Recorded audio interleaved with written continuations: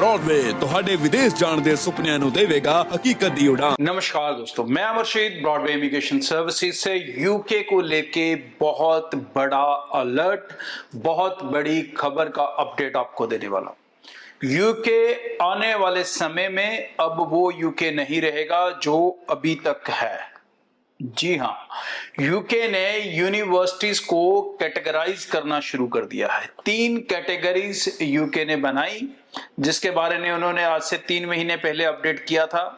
जिसके अंदर थी एक ग्रीन कैटेगरी, जिसके अंदर असल ग्रुप की सारी यूनिवर्सिटीज को डाला गया। तकरीबन 24 यूनिवर्सिटीज हैं और टोटल ग्रीन में अभी कितनी यूनिवर्सिटीज हैं ये क्लैरिटी नहीं है। क्यों नहीं है वो भी बताता हूं।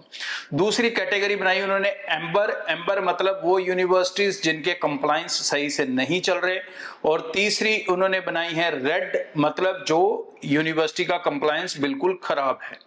अब इसके अंदर उनका मोटा मोटा ये कहना है कि अगर ग्रीन में आपकी एप्लीकेशन है तो फास्ट प्रोसेस होगी, एम्बर में एप्लीकेशन है तो थोड़ी स्लो प्रोसेस होगी, रेड में है तो आपकी एप्लीकेशन के सारे डॉक्यूमेंट्स वेरीफाई किए जाएंगे।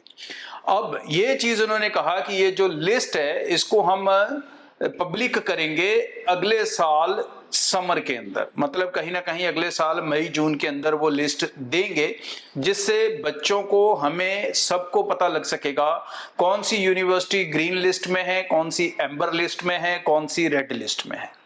लेकिन हुआ क्या कि अब बिहाइंड द सीन ये लिस्टिंग सिस्टम एक्टिवेट हो चुका है और यूनिवर्सिटीज को होम ऑफिस की तरफ से वार्निंग्स मिलनी शुरू हो चुकी हैं। क्योंकि ये जो लिस्ट के अंदर उनकी रैंकिंग है ये डिपेंड करेगी कि उस यूनिवर्सिटी का वीजा सक्सेस रेट क्या है, और दूसरा सबसे बड़ा फैक्टर यो इस पे मैटर करेगा कि कितने % स्टूडेंट अपनी स्टडी कंप्लीट करते हैं। तो मतलब कंप्लीशन ऑफ कोर्स और टोटल एनरोलमेंट ऑफ कोर्स दोनों डिसाइड करेगा दोनों का डिफरेंस। अगर ये डिफरेंस 95% नहीं रहा, मतलब जितने बच्चों ने पढ़ाई शुरू की 95% स्टूडेंट ने अगर पढ़ाई खत्म की है, वो यूनिवर्सिटी ग्रीन में रह सकेगी, बाकी ग्रीन में नहीं रह पाएंगी। तो इसके कारण अब यूनिवर्सिटीज ने अपना पूरा मैथमेटिक्स बदलना शुरू कर दिया है। इसके अंदर आपको पता भी लगा होगा कि ब्लूम्सबरी इंस्टीट्यूट था जिसमें आज से साल पहले, 1.5 साल पहले, अभी थोड़ी देर पहले भी बहुत सारे बच्चे पढ़ने जाते थे, तो उसको कास्ट लेटर्स बंद कर दिए, सस्पेंड कर दिया उसका लाइसेंस। अब यही सीन आगे और कई यूनिवर्सिटियों के साथ भी हो सकता है अगर उनमें से ज्यादातर स्टूडेंट्स अपनी पढ़ाई छोड़ देते हैं। और एक शॉकिंग डाटा ये भी है कि पंजाब हरियाणा के 37% स्टूडेंट ही यूजी प्रोग्राम को कंटिन्यू करके रखते हैं। 60 to 70% स्टूडेंट +2 वाले जाकर अपनी पढ़ाई को छोड़ देते हैं। अब इसका सीधा सीधा इंपैक्ट ये आया है कि अब यूनिवर्सिटीज ने विदाउट आइलेट्स वाली स्टोरीज बंद करनी शुरू कर दी हैं। 6 मंथ फीस वाली सिस्टम बंद करना शुरू कर दिया है। कम इंग्लिश वाले स्टूडेंट्स को लेना मना कर दिया है।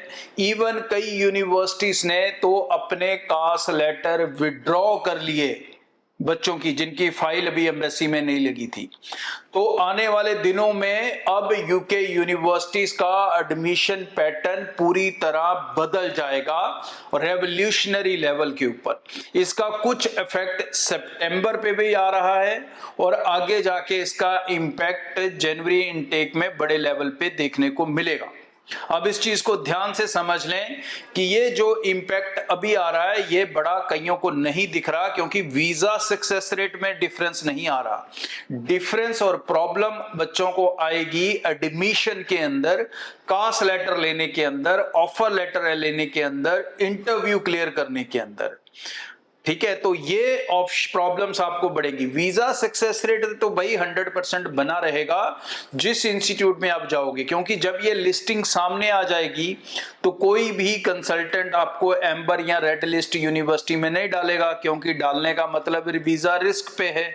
ठीक है, नहीं तो हर कोई ग्रीन यूनिवर्सिटी में डील करेगा, ग्रीन यूनिवर्सिटी में वीजा आएगा, लेकिन रिक्वायरमेंट्स ज्यादा होंगी। रिक्वायरमेंट्स आपकी एकेडमिक्स की बढ़ेंगी।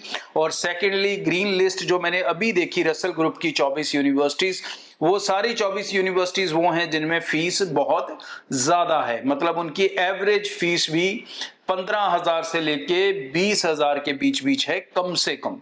तो इससे कम फीस वाली यूनिवर्सिटीज अब कितनी रह पाती हैं ग्रीन लिस्ट में या कितनी नहीं रह पाती, ये आने वाले दिनों में क्लैरिटी आएगी।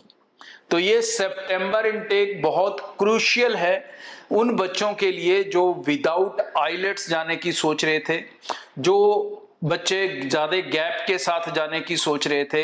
अगर वो अभी से अप्लाई कर लेंगे, और अभी जिन यूनिवर्सिटीज ने कंप्लायंस को इतने बड़े लेवल पे शुरू नहीं किया, आप उसमें अपनी जगह बना के टाइम से अपना वीजा सिक्योर्ड कर सकते हो। आगे जाके यूके की एडमिशंस चैलेंजिंग होने वाली हैं, ये मैं आपको लिख कर दे देता हूं, और ये आने वाला समय भी आपको बता देगा। फिर आपके पास जो ऑप्शन होगी, ना तो वो कनाडा है, ना वो ऑस्ट्रेलिया है, ना वो यूएस है, ना ही वो न्यूजीलैंड है। फिर आपके पास रहेगा यूरोप। यूरोप के अंदर फिनलैंड, लाटविया, लिथुआनिया, ये कंट्रीज फिर आपको संभालेंगी। अभी आपके पास मौका है कि आप यूके का सितंबर इनटेक पकड़ सकते हो। अगर मेरी बात आपके पल्ले पड़ गई तो भाई टाइम से अप्लाई कर लेना, नहीं पल्ले पड़े तो कोई बात नहीं, आने वाले समय को मैं भी डील करूंगा और आप भी डील करने के लिए तैयार रहना।